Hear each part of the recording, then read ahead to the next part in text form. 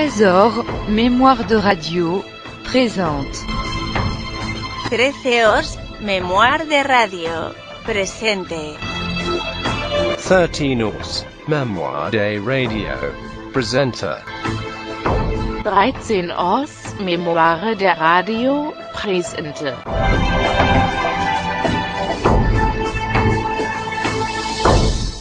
Mes chers amis, quand s'achève une année qui a mis à l'épreuve la santé morale de notre pays, c'est, je vous l'affirme, en toute confiance, que je vous présente mes vœux, qui, j'en suis sûr, sont aussi les vôtres.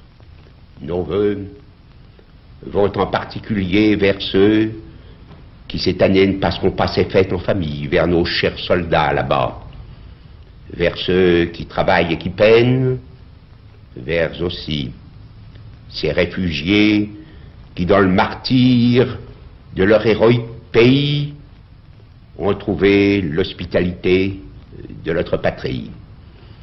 À vous, chers amis, qui du moins avez le bonheur d'être réunis avec les vôtres, je dis heureuse année pour vos foyers, bonne année pour la France.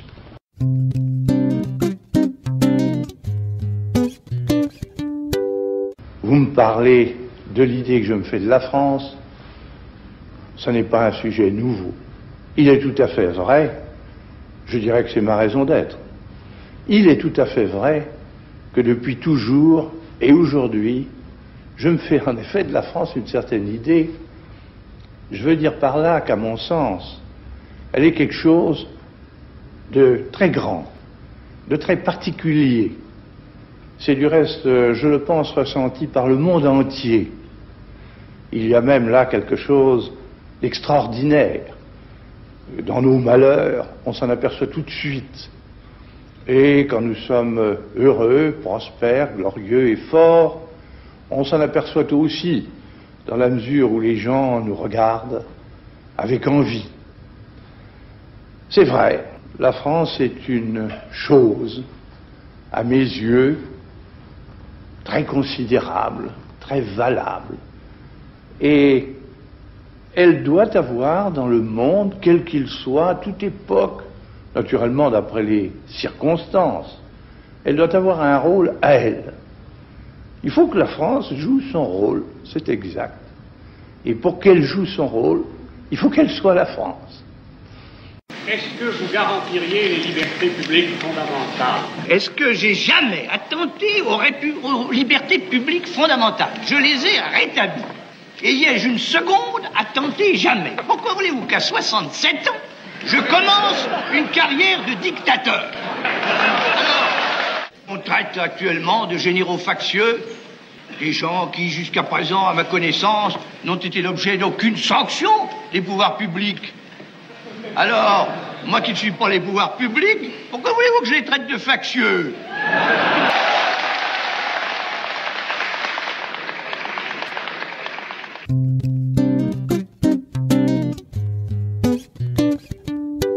Ce problème, c'est le fait que les Nord-Africains, et particulièrement les Algériens, sont concentrés dans quelques agglomérations.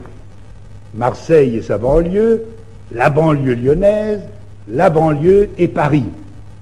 Il y a là des concentrations énormes. Dans telle localité de la banlieue lyonnaise, les étrangers de toute espèce sont en majorité. Il va de soi qu'à partir de ce moment-là, lorsque deux communautés se trouvent vivre mélangées, avec des habitudes, des convictions, des modes de vie absolument différents, il se crée des conflits. Il est déjà très difficile de vivre en paix avec ses voisins, à plus forte raison lorsque ses voisins ont des habitudes absolument différentes des vôtres.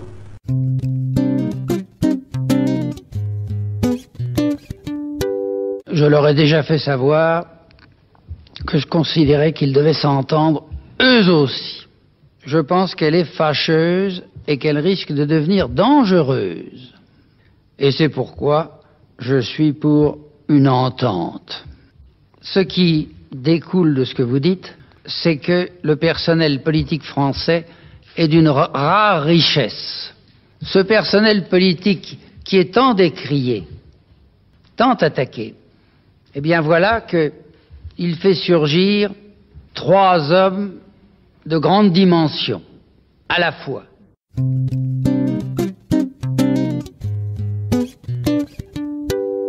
En ce jour, qui marque pour beaucoup le terme de grandes espérances, je sais que vous êtes nombreux à partager mon émotion.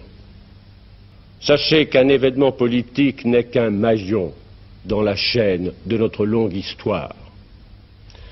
À ceux qui m'ont suivi jusqu'au bout, je demande d'oublier les blessures du combat politique pour ne retenir que l'attachement aux grands idéaux qui restent les nôtres et la volonté de resserrer l'union chaque fois qu'elle est une condition du succès. Pour moi, je resterai attentif à tout ce qui concerne l'intérêt de la France. Tourné vers l'avenir et fort de l'expérience acquise, je ferai en sorte de me tenir à la disposition de mon pays pour défendre les principes et les idées qui ont guidé ma vie et inspiré mon action de 7 ans. Avant de vous quitter, je vous souhaite bonne chance à chacune et à chacun d'entre vous. Oui, bonne chance du fond du cœur, sans amertume vis-à-vis des uns et avec une chaude reconnaissance pour les autres. Mes vœux vont aussi à celui que les Français ont choisi pour être le premier d'entre eux. Et dans ces temps difficiles, où le mal rôde et frappe dans le monde, je souhaite que la Providence veille sur la France, pour son bonheur, pour son bien et pour sa grandeur.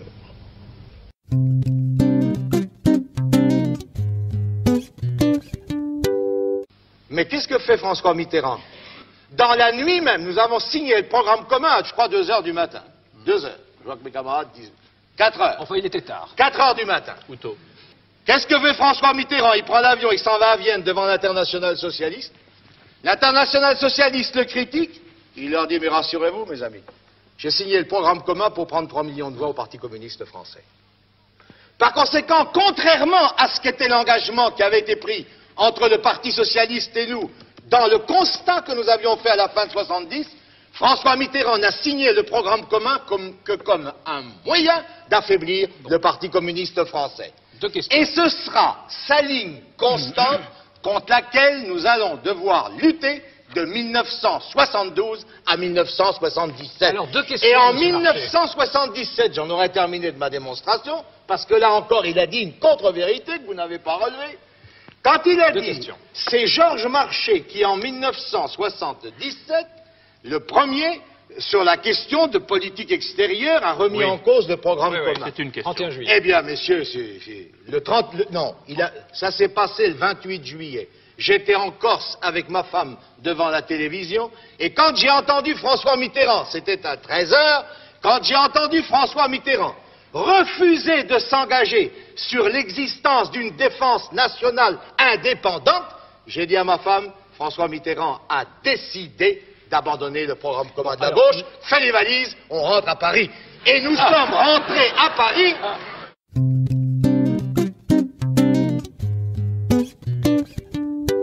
C'est l'affaire de Khomeini, ça. Khomeini, c'est pas un communiste, il raisonne pas comme moi, cet homme-là. C'est planté sur le plan de l'indépendance. Eh bien, mais écoutez, vous posez une question qui ne s'inscrit pas du tout dans le débat. Dans votre raisonnement. Mais non, moi je vous pose la question. Est-ce que, oui ou non, les forces existent aujourd'hui pour imposer la paix? Moi je dis oui.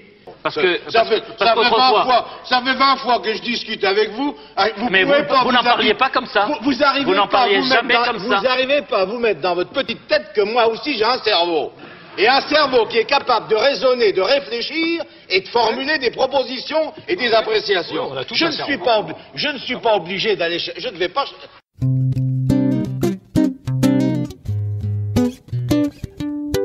Que vous posez la question. Oui, il n'empêche que le Parti socialiste critique et condamne, et je peux vous amener, je l'ai dans mon dossier, de nombreuses citations d'hommes du Parti socialiste. Il condamne les luttes actuelles, celle de Manu France, etc., etc. Bien, celle des mineurs du Gard. Par conséquent, il est contre la lutte. Troisièmement, le Parti socialiste trouve que Giscard d'Estaing n'en fait pas suffisamment pour aller dans le sens de l'Alliance Atlantique.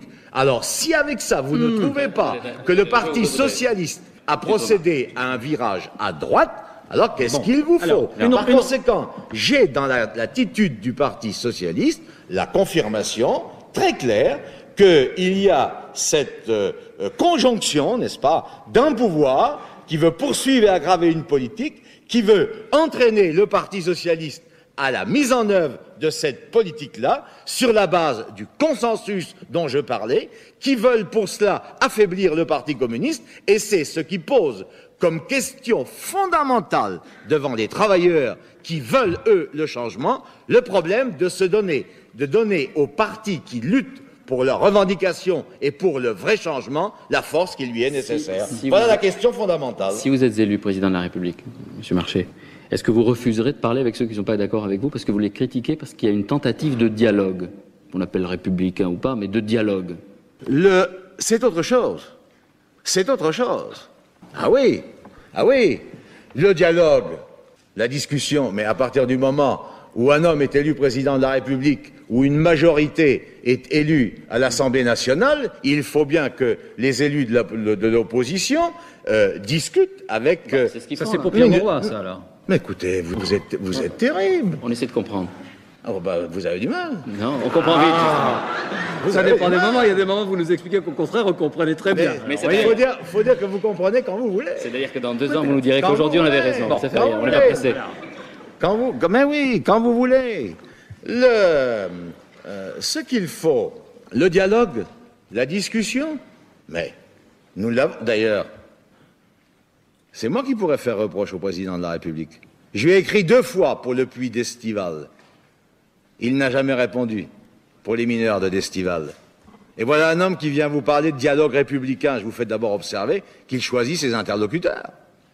Il dialogue avec les socialistes, mais quand les communistes lui posent des questions sur un problème grave, concret, le problème du charbon, c'est l'énergie, ça.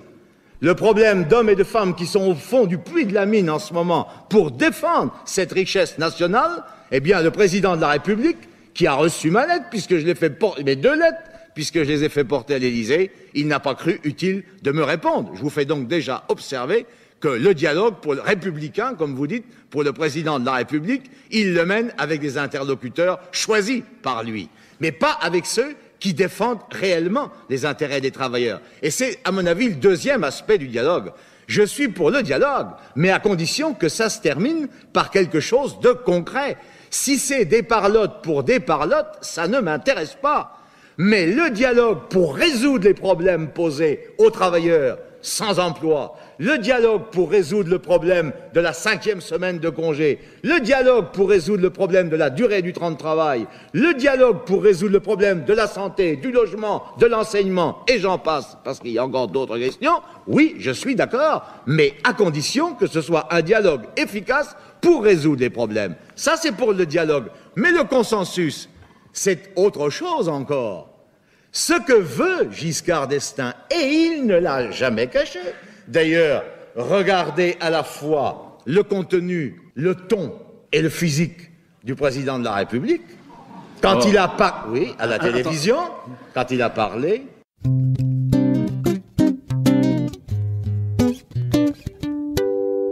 Mais moi, je suis content de mon train de vie, mais je me planque pas derrière. Je suis simplement en train de vous dire que le train de vie des ministres est susceptible, lorsqu'il est connu, de choquer un peu. En quoi? Voilà. En quoi? C'est des appartements énormes, c'est des femmes de ménage, c'est des maîtres d'hôtel, c'est des cuisiniers, c'est des gardes du corps. On va vous expliquer comment c'était colossal. T'as pas besoin d'argent. Non mais, je veux dire, la question qui était posée, c'est pourquoi tu deviens voleur? Pourquoi tu triches? Pourquoi tu fais de l'argent là où t'as la pas besoin? Une bonne question, oui. Voilà, c'est ça. Les 3 quarts du temps, tu le fais pour améliorer ta situation, pour améliorer la vie que tu as. Là, quand t'es dans la politique, t'es pas tenté de le faire. T'es pas tenté de le faire, t'en as pas besoin. Je veux dire, t'as pas besoin. Quand un ancien ministre, là, dernièrement, a publié son train de vie, quand vous voyez sa carrière, il n'a pas besoin. Il a toujours eu un train de vie que très peu de grands professeurs de médecine, que de très grands chefs d'entreprise ont. Ça, c'est la vérité. Vous savez qu'il y a quelque chose dans la vie politique qui s'appelle l'alternance. Donc il y a un moment où ça s'arrête. Ah non, mais je parle des grands. Les grands, quand il est plus ministre, il est au conseil général, il est maire d'une grande ville, il est au conseil régional. Vous en faites pas, il y a plein de postes, hein. Il y a plein de trucs pour les grands, hein. Donc vous pensez qu'on n'aborde pas sainement cette question du train de vie?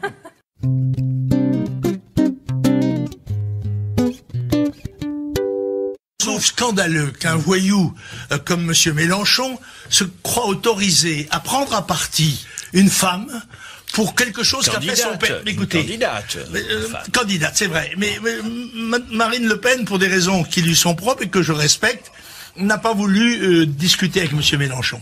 Moi, j'offre un débat à M. Mélenchon. Là, et je vais lui retirer son caleçon. Et je vais montrer ce qu'il est, le candidat des communistes qui ont du sang sur les mains jusqu'au coude. Voilà ce qu'est M. Mélenchon, qui entre-temps a été pendant 30 ans un gros sénateur dont on n'a jamais entendu parler d'ailleurs.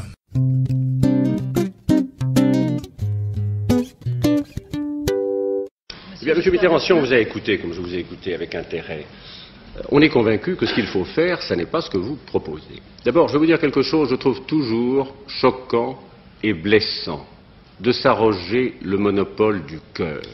Vous n'avez pas, M. Mitterrand, le monopole du cœur. Vous ne l'avez pas. J'ai un cœur comme le vôtre, qui bat sa cadence et qui est le mien. Vous n'avez pas le monopole du cœur. Et ne parlez pas aux Français de cette façon, si blessante pour les autres. Ce qui m'a frappé, ce qui me frappe dans ce débat, M. Mitterrand, je vous le dis très simplement, c'est que vous êtes un homme du passé. C'est ce qui m'a frappé. J'aurais souhaité que nous parlions de l'avenir. J'aurais souhaité 3 fois. Je ne peux pas parler de l'avenir avec vous. On a l'impression que l'avenir, ça ne vous intéresse pas. Et dans cette élection présidentielle, si je représente quelque chose, si je crois à quelque chose, c'est à l'avenir de la France. C'est ça qui m'intéresse. Vous êtes un homme du passé. Toutes vos évocations à propos de ce que je propose, c'était le passé, c'était 1969, c'était 1962, c'était 1945. On a l'impression que vous ne voulez pas regarder l'avenir de la France, et si vous ne voulez pas le regarder, M. Mitterrand, vous ne le conduirez pas bien, cet avenir. Alors, à propos de cet avenir, je dirais ceci. Pour ma part, je souhaite que la France ne prenne pas pour elle, et pour les Français, un risque qui peut être mortel. Le fait de bouleverser profondément notre vie politique, notre vie économique, notre vie sociale, c'est pour un pays qui est encore un pays fragile, parce que la France est un pays fragile. C'est un risque qu'on ne peut pas prendre. Et donc, ce que je propose à la France, c'est en effet le changement, mais c'est le changement qui exclut le risque. Et il ne faut pas croire que le choix que les Françaises et les Français vont faire, c'est un choix pour quelques semaines ou pour quelques mois. On cherche à leur présenter cette idée, mais c'est un choix pour 7 ans. Et une fois que ce choix sera fait, il sera irrévocable. Si les structures économiques, politiques et sociales de la France sont transformées ou sont détruites, elles seront détruites ou transformées irréversiblement. Et non pas seulement sur des points de détail, mais dans leur structure même, dans leur nature. Alors ce que je souhaite pour ma part, au contraire, c'est le changement, c'est-à-dire le développement, le progrès de ce qui a été entrepris. Alors on me dit que ce changement, c'est seulement le changement des hommes. Non, M. Mitterrand, c'est le changement d'une génération et c'est le changement d'hommes qui ont dans l'esprit et dans le cœur la préoccupation de l'avenir.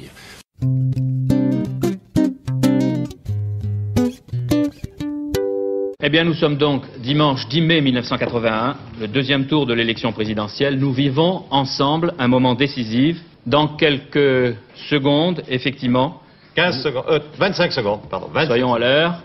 Dans quelques secondes, vous allez connaître le nom du président de la République. Dans tous les états-majors, un peu partout, dans tous les foyers, on attend ce résultat. Effectivement, vous l'aurez à l'heure précise. 10 secondes. 5, 4... 3, 2, 1, François Mitterrand est élu président de la République. Nous répétons donc, estimation C2Zion et Welbull, Monsieur François Mitterrand est élu président de la République, 51,7%, Valéry Giscard d'Estaing, 48,3%. Monsieur François Mitterrand est élu ce soir président de la République. 50 ans de vie politique, c'est beaucoup. Cela représente beaucoup d'affrontements avec la réalité rêvée et la réalité réelle. Et cette rencontre avec le Parti socialiste et avec mes amis socialistes a été un élément déterminant de mon existence et de mes engagements. Tout à l'heure, vous parliez d'éternité, il ne faut pas trop s'engager, mais c'est vrai que ça me paraît à peu près joué. À chaque génération son dû, car on ne peut pas toujours faire la même chose. Les lignes de clivage qui ont été les nôtres en 1971 jusqu'en 1981 et les années suivantes correspondaient à une période de l'histoire. Celles d'aujourd'hui ne sont pas fondamentalement différentes, mais les formes de ce combat, elles doivent changer. Au Congrès socialiste de dire ce qu'il convient de dire. Ce n'est pas à moi de me substituer à lui. Mais je comprends très bien que si l'on dise la même chose, on ne le dise pas de la même façon. Je souhaite simplement qu'on ne dise pas le contraire.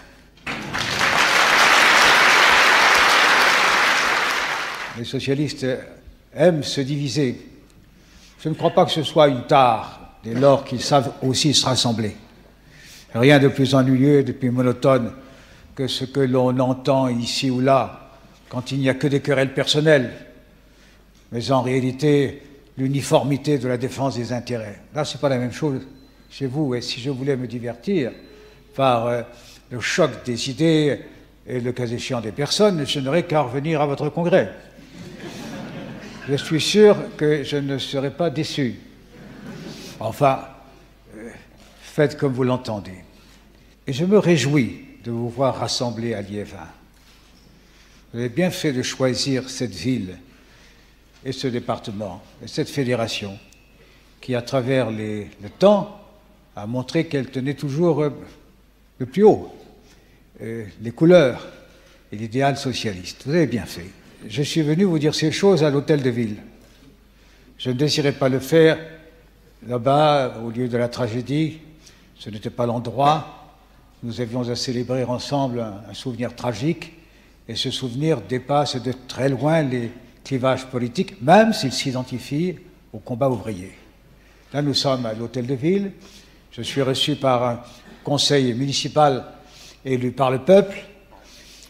C'est ce peuple aussi qui m'a élu. Je me sens donc très à l'aise pour lui dire sans phare ce que je pense et remplir à ma manière la fonction que j'occupe encore pour quelques mois, semble-t-il. Chers amis, réussissez dans vos travaux. Réussir, qu'est-ce que ça veut dire? Vous n'allez pas d'un coup reconquérir tous les terrains perdus, mais n'oubliez pas que vous en avez gagné beaucoup. On ne peut rien faire si l'on s'éloigne de ses bases. On peut, à partir de là, élargir l'horizon, on peut comprendre le langage des autres, on peut même en assimiler une partie. Hein. Rien n'est interdit, à condition de ne rien perdre de ce qui fait le message dont on est les porteurs.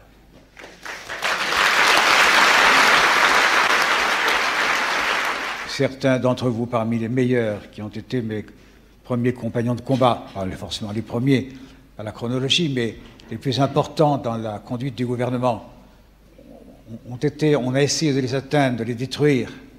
Vous pouvez mesurer la somme d'injustice qu'il faut devoir supporter si l'on entend porter haut ce drapeau-là. Il faut le savoir.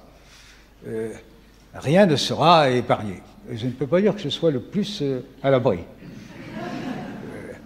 Encore heureux quand ce ne sont pas les socialistes qui s'en font l'écho. Enfin, ça, c'est une autre affaire.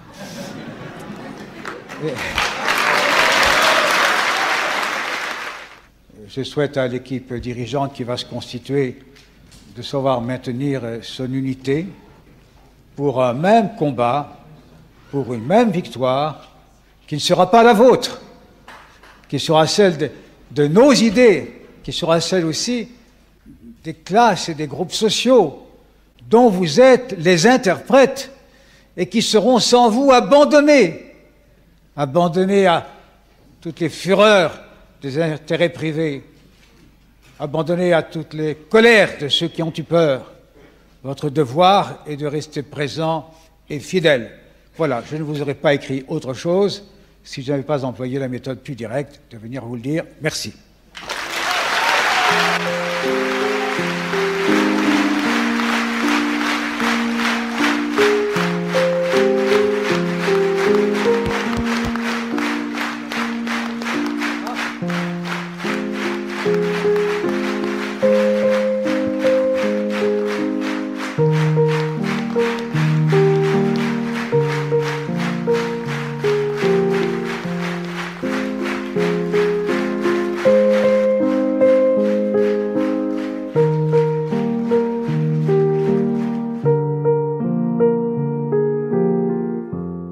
Permettez-moi juste de vous dire que ce soir, je ne suis pas le Premier ministre et vous n'êtes pas le Président de la République.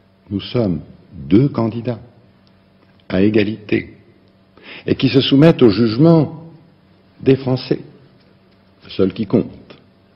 Vous me permettrez donc de vous appeler Monsieur Mitterrand. Et vous avez tout à fait raison, Monsieur le Premier ministre. Maintenant, mes bons amis, je vais vous interpréter la jolie chanson que m'a composée mon ami Charles Trenet. Ah oui. C'est vrai que tu es soutenu même par le mouvement gay. Bien sûr, comme ça, c'est moins triste. Écoutez, c'est plus tonton, c'est tata et crac. Qui c'est qui a un beau programme, c'est tonton. Qui plaît aux hommes et aux femmes, c'est tonton. Moi qui sais qui me les casse, qui me court sur les godasses, c'est tonton. Arrêtez, c'est pas les paroles, Black-Jack. Tu as déformé les paroles. Écoute, moi je préfère celle-là. Tiens, je vais t'en pousser une de Johnny Hallyday qui me soutient. Écoute, les coups, quand il vous arrive, les coups. Tiens, prends ça, ça fait mal. Les coups, écoutez, prends ça dans la poire. Les coups, ça fait mal, tiens. Aïe, aïe, aïe, arrêtez-le. Écoutez, crac, et patatrac, je craque. Aïe, aïe, oui, oui, ah, mais arrêtez, ils sont devenus fous. Faites quelque chose, appelez Charles Pasqua, vous avez le numéro. Les coups, à demain, à demain. Appelez la police, restez pas comme ça, ils vont tout casser.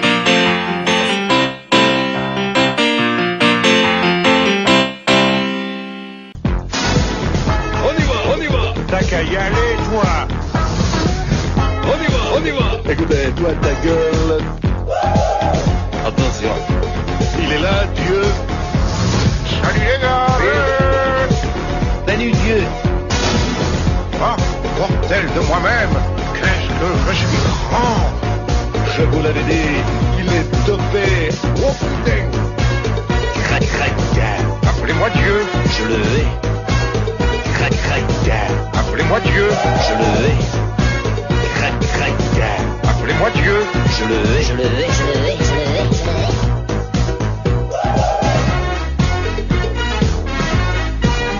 Appelez-moi Dieu.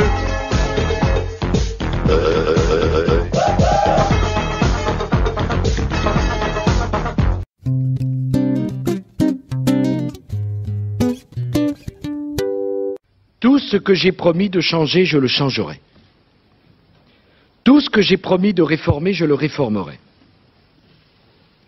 Tout ce que je ferai, je le ferai avec vous. Tout ce que je réformerai, je le réformerai avec vous. Tout le monde est d'accord sur la nécessité de réformer notre système universitaire. Un seul argument s'y oppose. Un seul. C'est dangereux. Ceux qui n'aiment pas le danger, il faut qu'ils choisissent une autre activité. Les ambiances donc des militants qui se trouvent devant la salle Gaveau à gauche, rue de Solferino à droite. Donc vous voyez, dans 30 secondes maintenant, ils vont découvrir officiellement le résultat et on va le vivre ensemble, bien sûr, David. On va le vivre ensemble. Les derniers bureaux de vote sont en train de fermer dans les grandes villes.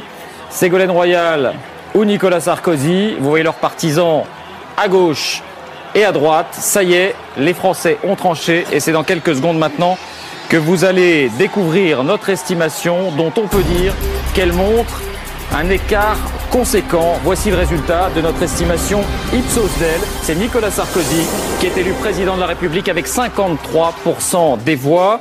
Résultat salué par une ovation.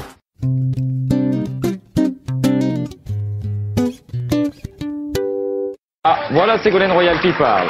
Alors on écoute Ségolène Royal. Françaises, Français, mes chers compatriotes et chers amis chaleureusement rassemblés, le suffrage universel a parlé. Je souhaite au prochain président de la République d'accomplir sa mission au service de tous les Français. Je remercie du fond du cœur les près de 17 millions d'électeurs, de citoyens, de citoyennes qui m'ont accordé leur confiance et je mesure leur déception et leur peine. Mais je leur dis que quelque chose s'est levé qui ne s'arrêtera pas.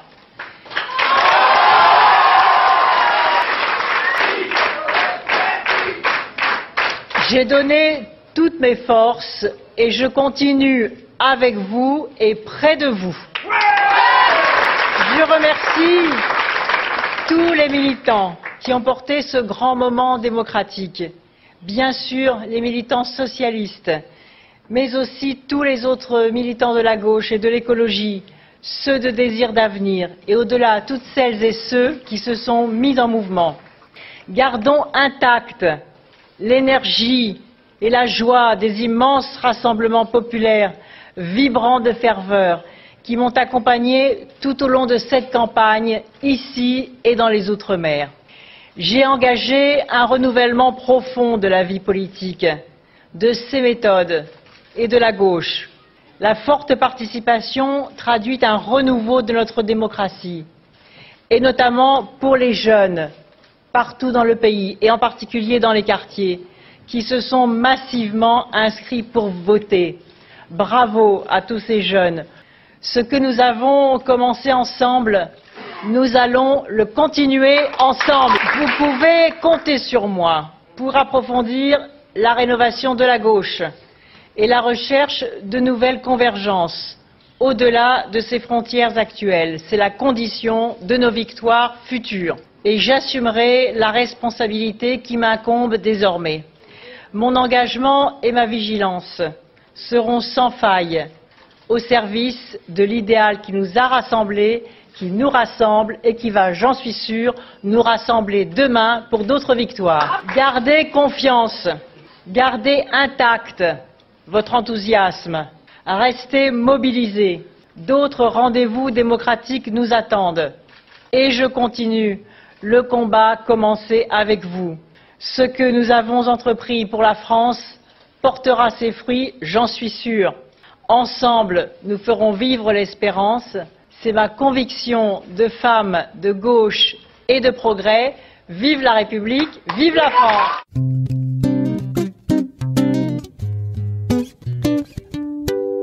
Monsieur Lassalle, vous avez la parole. Oui, merci beaucoup, Madame la Présidente. Monsieur le Ministre, je voulais intervenir moi aussi juste au moment où va s'ouvrir, à mon avis, une partie du débat assez longue. Je pense que je fais partie des rares députés qui ont eu leur permis annulé et qui ont dû le repasser entièrement au bout de 32 mois. J'ai vu quelqu'un de célèbre à qui c'est arrivé, qui en a beaucoup parlé. Moi, je n'en ai pas du tout parlé, donc j'en parle ce soir. Mais remarquez, ça s'est produit il y a 3 ou 4 ans déjà. 32 mois, c'est long. Je voulais simplement dire ceci, c'est que j'ai découvert, bon, bien sûr, j'étais coupable et responsable, mais j'ai pu voir à ce moment-là les difficultés qu'il y avait à repasser le permis de conduire pour un certain nombre de nos compatriotes. Et j'ai vu qu'il y en avait beaucoup qui n'y parvenaient pas. J'ai pu découvrir d'ailleurs à ce moment-là que beaucoup de nos compatriotes roulaient sans permis, mais dans des proportions qui étaient très importantes. Et j'ai pu voir combien certains d'entre nous nous détestaient pour les lois et dispositions que nous mettions en œuvre. Bien sûr, ils ne remettent pas en cause les progrès considérables qui ont pu être faits au niveau de la sécurité routière, mais il y a là un réel problème autour du permis de conduire sur lequel j'aurai l'occasion de revenir, Madame la Présidente, parce que ça me paraît important de témoigner aussi sur ce point-là. Quant à M. Macron, il est prêt à prendre la tête du gouvernement lorsque M. Valls aura pris les 2 valses qu'il va prendre dans l'année à venir. Bref, vous m'avez compris. Mais vous êtes en très net progrès, M. Macron, vous aussi. Ceci étant...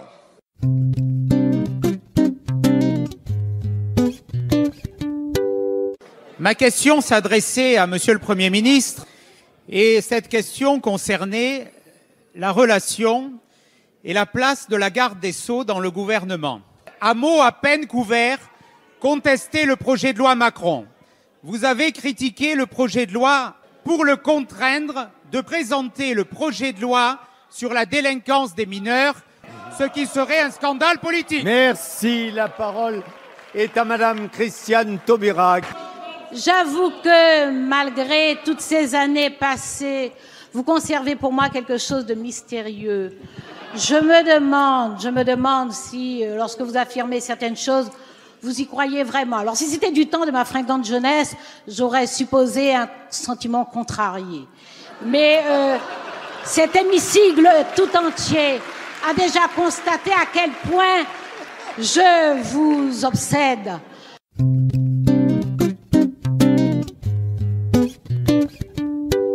Président, Monsieur le Premier ministre, Mesdames, Messieurs, jusqu'où et jusqu'à quand notre patience sera-t-elle encore abusée? Je m'explique. La France insoumise attendait avec intérêt et concentration votre discours. C'est le seul qui compte, car c'est lui qui va être suivi d'un vote solennel sans lequel vous ne pourriez pas gouverner. Et puis nous avons eu 2 longs post-scriptum du discours du président de la République durant 2 heures. Pourquoi pas? Mais moi je n'ai que 10 minutes. Que reste-t-il de l'apparence même d'un débat parlementaire dans de telles conditions? Et je veux vous le dire pour vous rendre hommage, votre discours mérite mieux que 10 minutes de commentaires. Mais je n'ai pas non plus de temps pour vous faire des compliments. J'avais prévu de convaincre. J'en reporte le projet. Je ne peux me contenter que d'informer et de dénoncer. Nous ne voterons pas le soutien au gouvernement. Vous le saviez. Nous serons le seul groupe dont aucun des membres ne votera ce soutien, je veux le souligner. Mais nous ne voulons pas être seulement votre opposition. Nous nous présentons comme l'alternative au monde que vous représentez. Il faut qu'il y en ait une, car le sol se dérobera bientôt sous vos pieds. Dans un pays qui, de longue tradition démocratique, une nation aussi politique que l'est la France, 55% de son peuple fait la grève du vote pour les élections législatives, et ceci nous concerne nous aussi, alors, je vous le dis, agir comme vous le faites, c'est tirer un feu d'artifice dans une poudrière.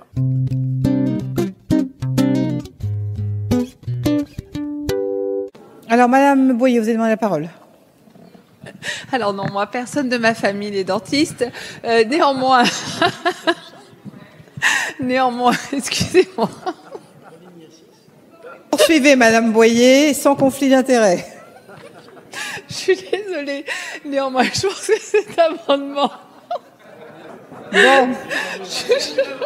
Merci de cette intervention qui restera dans la mémoire et dans les annales de l'Assemblée, Madame Boyer.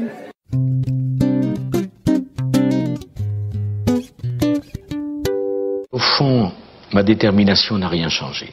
Mais si on veut battre la gauche avec la droite, d'exploration et d'exploitation de gisements de gaz de schiste. Le sexe, ce qu'il y a de plus profond dans l'homme, dans la femme. Nous avons aussi décidé de baisser l'impôt sur les sociétés, excusez-moi. C'est totalement incompréhensible. Et je ne le dis pas simplement, cher Philippe Richard, parce que je suis en Allemagne, je suis en Alsace. C'est là où vous voyez que j'ai raison de m'investir dans le chantier de la dépendance.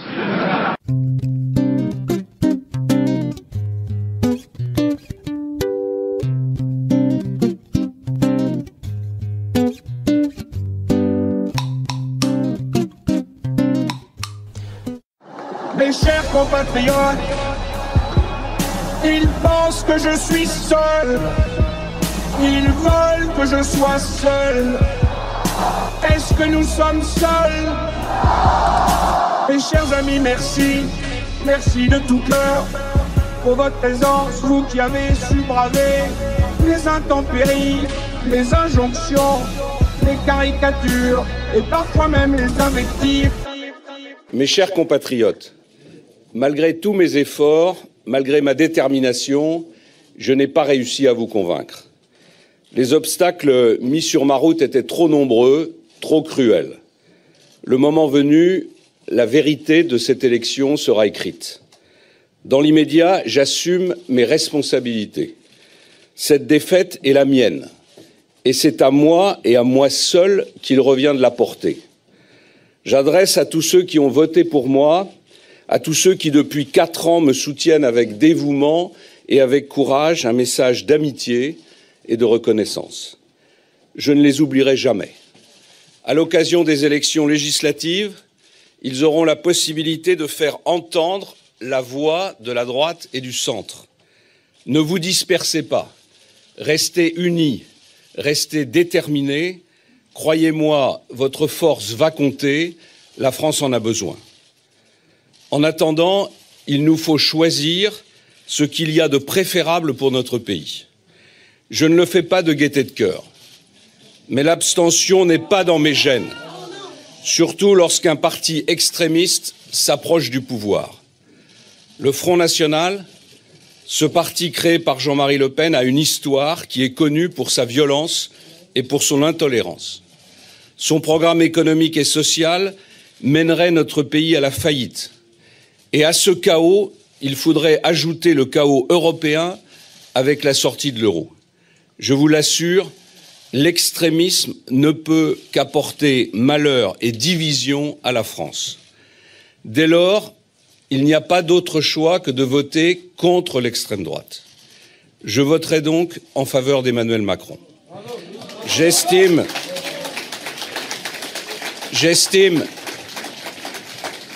de mon devoir de vous le dire avec franchise, et il vous revient maintenant en conscience de réfléchir à ce qu'il y a de mieux pour votre pays et pour vos enfants. Mon rêve pour nos enfants, c'est qu'ils puissent vivre dans un pays libre, fraternel et fier de ses valeurs. Un pays débarrassé de la hantise du déclin. Un pays où toutes les promesses de notre devise républicaine puissent être réalisées. C'était mon ambition, c'était mon projet, c'était mon rêve. Ce rêve est en chacun d'entre vous. Il revient de vous battre et de vous unir pour le concrétiser. L'avenir de la France est d'abord dans vos mains. J'ai confiance en vous et je me permets en cet instant de vous dire que je suis fier d'être l'un des vôtres, un Français qui aime son pays et qui croira toujours en lui. Vive la France, vive la République.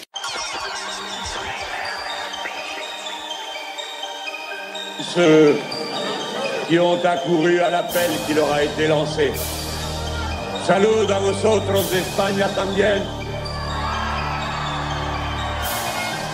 Y con respecto a la bandera gloriosa de la República.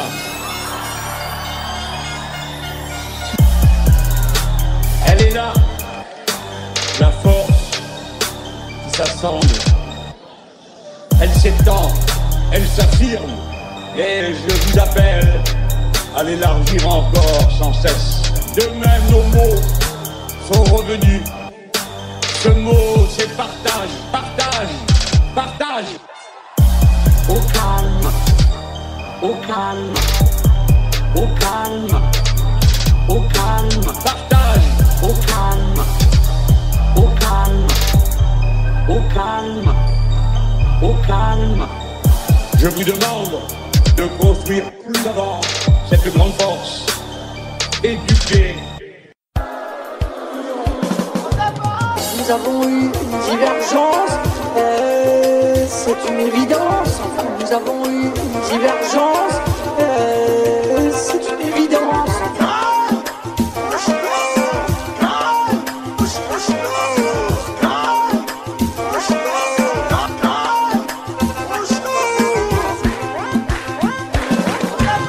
Nous avons eu une divergence, c'est une évidence. Nous avons eu une divergence, c'est une évidence.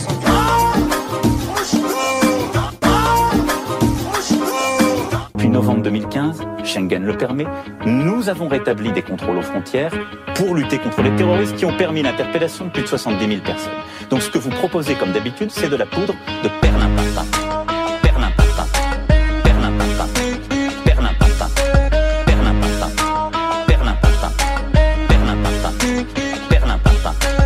Répondez en fait jamais aux questions. Vous parlez toujours du passé et des autres. Mais c'est très bien, les Français comprendront que vous n'avez rien à proposer. Rien à proposer. C'est de la poudre de perlimpinpin. Perlimpinpin. Perlimpinpin.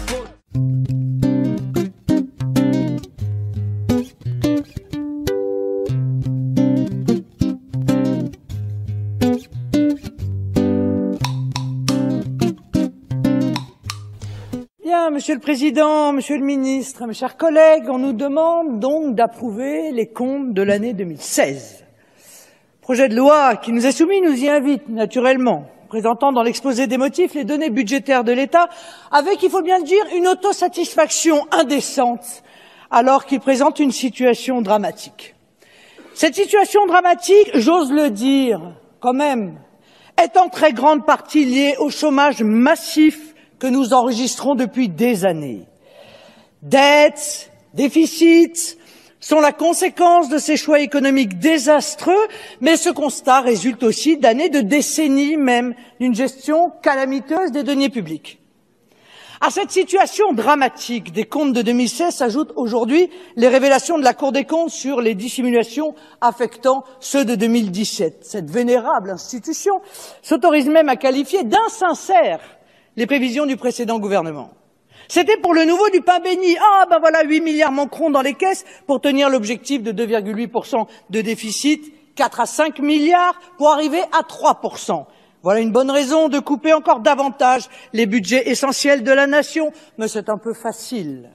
Je pense bien entendu à nos forces de l'ordre, touchées de manière scandaleuse, et à nos armées, dont les crédits vont être cette année brutalement amputés, mettant notre défense en quasi-cessation de paiement, et je le dis, pour toutes les raisons que j'évoquais, pour nous, ce sera non.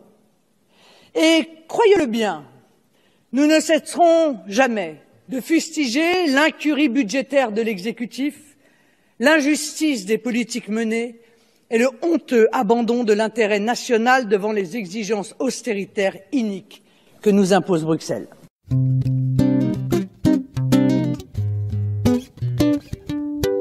Bonjour Monsieur Hollande, bonjour. Ça va? Ça fait plaisir de vous voir en vrai. En vrai, hein? On veut toujours avoir un peu plus de temps. C'est vrai là que les résultats de notre politique apparaissent encore davantage. Mais c'est bien que ce soit aussi mon successeur qui puisse en tirer tous les avantages. Vous savez, moi j'ai une famille, j'ai des proches. Les retrouver, c'est un moment très important. C'était assez légitime qu'on prenne un peu de temps aussi pour la réflexion. Parfois on voit mieux les choses à l'extérieur qu'à l'intérieur.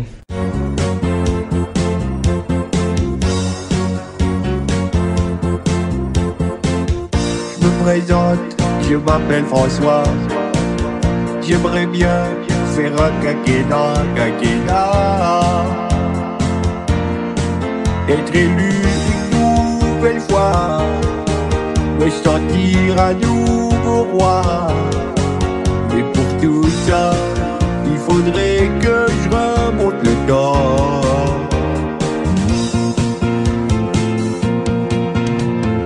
Je suis président, je gouverne la France.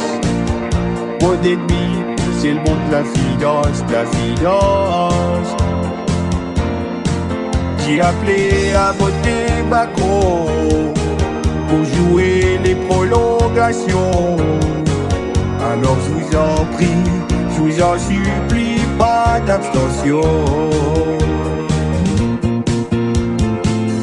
Et partout dans la rue, tu veux qu'on vote pour Macron, car jamais soit élu la dynastie des patrons, qu'elle gouverne de partout, qu'elle élargisse vos trous. Pour tous les électeurs, être fédérateur, les appeler à voter pour un vote installé, car c'est mon projet. C'est pour ça qu'il faut voter Macron à l'Élysée. Da da da da da, da da da la da da.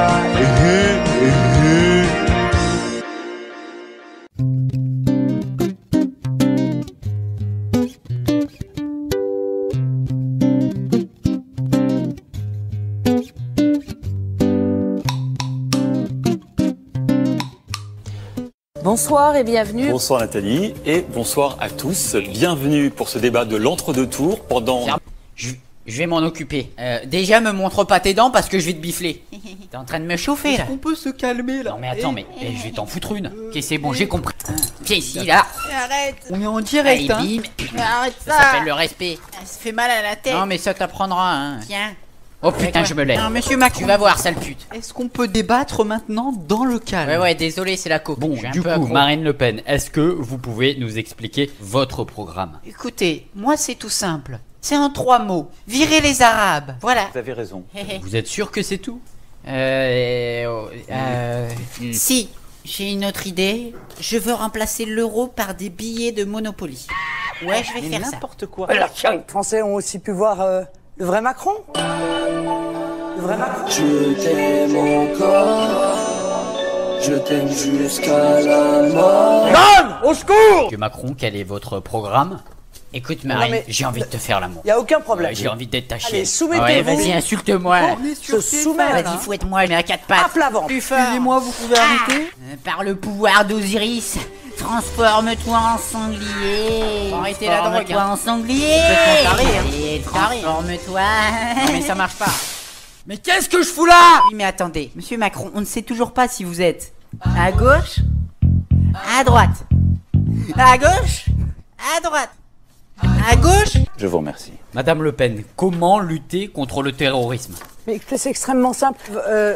ça y est. Et qu'on fait payer eux, alors que encore une fois, on arrête Jacques Chirac. Votre avis, monsieur Macron? Le terrorisme et la menace terroriste, c'est Jacques Chirac, voilà. J'aimerais aborder une question avec vous. Vous êtes arabe, maintenant. monsieur Madame Macron? Le Pen, Madame Le Est-ce Pen, que c'est vous moi êtes poser ma arabe? question. Madame Le Pen, T'es arabe ou pas? vous pouvez me laisser répondre de manière posée aux choses, parce que ces débats sont sérieux. ben, réponds. Ce ne sont pas des débats d'insinuation, surtout sur des sujets où votre parti T'es mal à l'aise ou quoi? est ambigu. Je ne suis pas mal à l'aise. T'es du tout. arabe. Ce que j'ai dit, c'est que pourquoi des jeunes Français Je suis sûr se que t'es radicalisent. arabe. C'est la question qu'on doit collectivement se poser. Et vous avez raison. Sur mon papier, il y a écrit que tu manges du couscous. Madame Le Pen, je sais ce que j'ai dit, je n'ai pas dit ça. Je n'ai pas dit ça. Ah ben, ne c'est mentez écrit, pas, hein. une fois encore. La cause première, Retourne au bled. ce sont les djihadistes, ce sont les terroristes. C'est pour ça d'ailleurs Porte que des je babouches. veux mener une guerre intraitable hors de nos frontières Avouez chez les que vous terroristes. êtes arabe, Il monsieur faut Macron. laquelle la Syrie, ça a T'as été du sang plusieurs fois algérien. De 25%. Et puis je vais penser aux familles, parce que vous y pensez pas beaucoup aux familles. Je voudrais savoir quelles sont vos propositions, Marine Le Pen, dans ce contexte actuel. La sécurité et le terrorisme Ouais, c'est ça, raconte de la merde. une problématique absolument majeure. Contre le terrorisme, il faut d'abord retrouver nos frontières.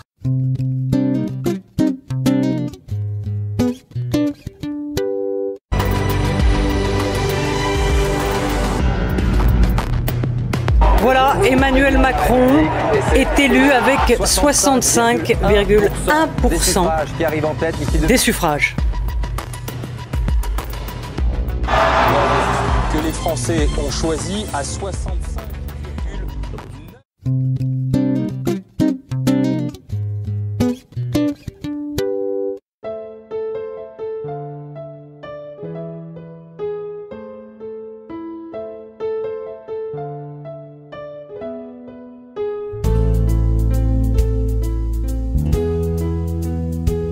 Marianne est assignée à résidence pour avoir voulu sauver ce qu'il reste de cette pauvre France.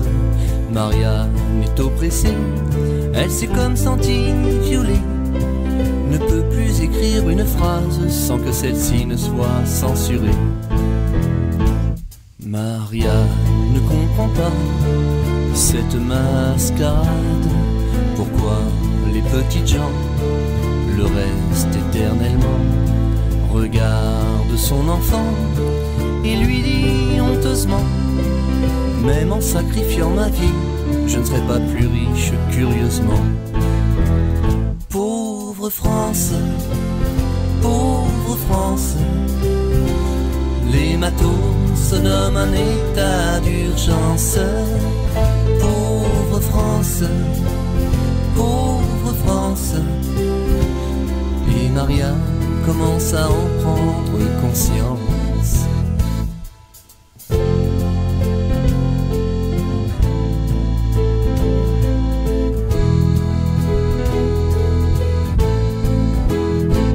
Marianne cherchait de l'aide auprès de ses frères, mais ils l'ont malmenée au lieu de la protéger. Lui ont même ri au nez de vouloir les alerter que l'instant était grave, voyez la terre entière complotée. Pauvre France, pauvre France, les matos se nomment un état d'urgence. Pauvre France, pauvre France. Et Marianne commence à en prendre conscience. Pauvre France, pauvre France.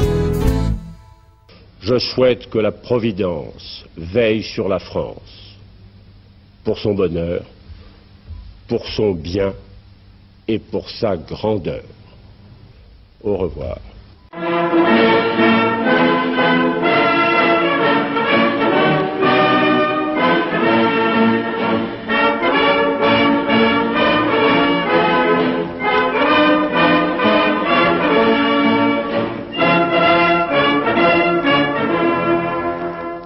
Trésor Mémoire de Radio vous remercie.